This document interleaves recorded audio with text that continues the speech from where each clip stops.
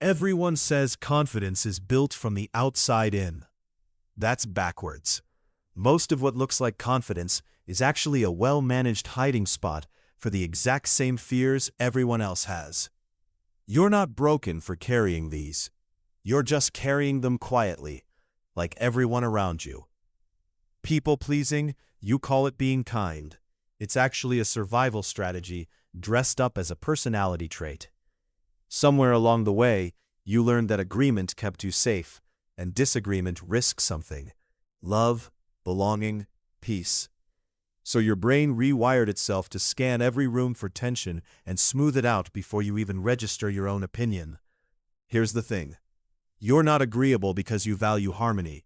You're agreeable because conflict once felt dangerous, and your nervous system never got the memo that it isn't anymore. The cost shows up years later, when you realize you've built a life around everyone's comfort except your own. It buys you peace in the room. It charges you your void. Imposter syndrome. You feel like a fraud who somehow fooled everyone into thinking you're competent. It's not humility. It's a mismatch between your internal evidence file and your external results. Your brain keeps a private ledger of every mistake, every lucky break, every moment you felt underprepared, and discounts the actual skill behind your wins. Here's where it gets interesting. The more competent people actually become, the worse this often gets. Because expertise makes you acutely aware of everything you still don't know. Meanwhile, the truly unskilled feel confident, blissfully unaware of their gaps. So the feeling of fraud is frequently proof you're paying attention. It feels like exposure waiting to happen. It's actually a sign you understand the size of the mountain. Perfectionism. You tell yourself high standards make you excellent. Sometimes they do.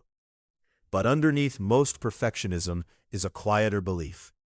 If I'm flawless, I can't be rejected. Your brain treats mistakes like threats to your worth, not just your work. So it floods you with dread before you've even started, hoping to prevent failure by preventing action. Here's the part most people don't sit with.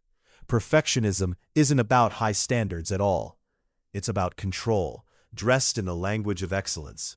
It doesn't protect you from judgment. It just delays the judgment while quietly draining your output.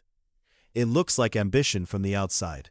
From the inside, it's fear wearing a productivity costume. Comparison. You scroll for 5 minutes and come away feeling smaller. That's not an accident. It's a built-in feature of a brain that evolved to rank itself against the tribe to survive. Your mind runs constant background calculations.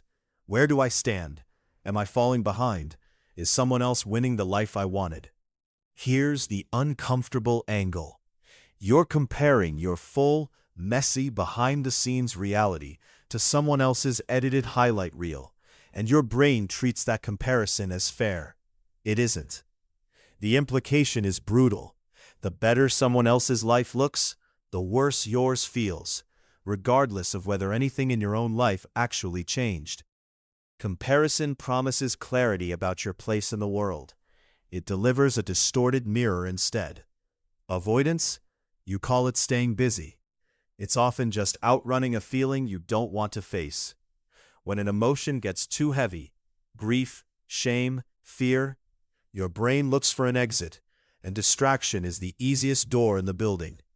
Work, scrolling, snacking, small talk, all valid escape routes that feel productive while they quietly starve the real problem of attention. Here's the thing nobody tells you.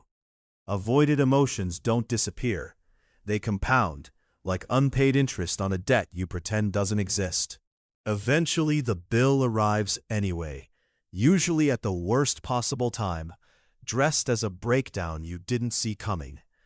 Avoidance feels like relief in the moment. It's actually a loan against your future stability. Control, you grip tightly onto plans, schedules, outcomes, believing control equals safety. Your brain built this habit for a reason. Uncertainty once felt like danger, and controlling variables felt like protection against it.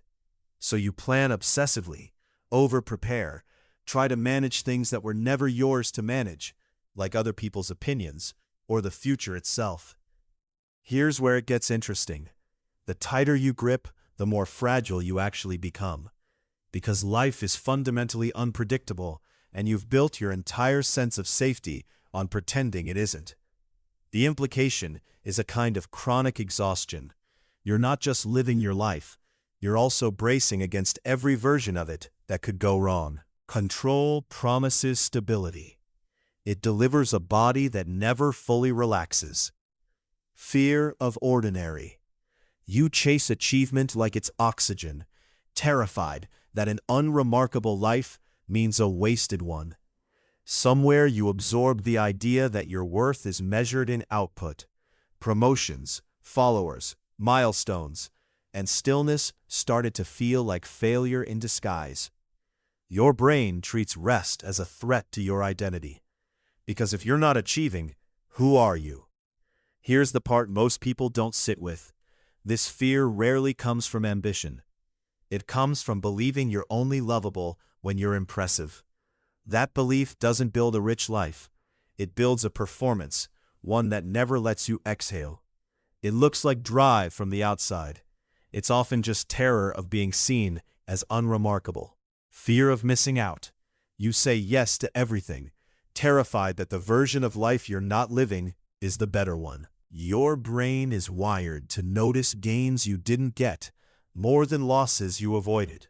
So every unattended party, unread thread, or unexplored opportunity feels like proof you're falling behind somewhere.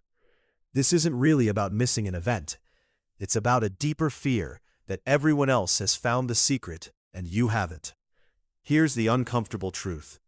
FOMO thrives specifically because you never see the boring, tiring, disappointing parts of what you're missing. Only the highlight.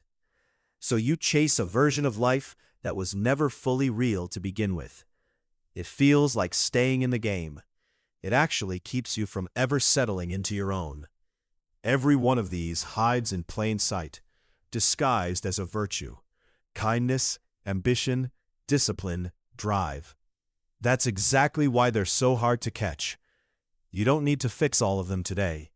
You just need to notice which one you've been calling a strength when it's actually been quietly running the show.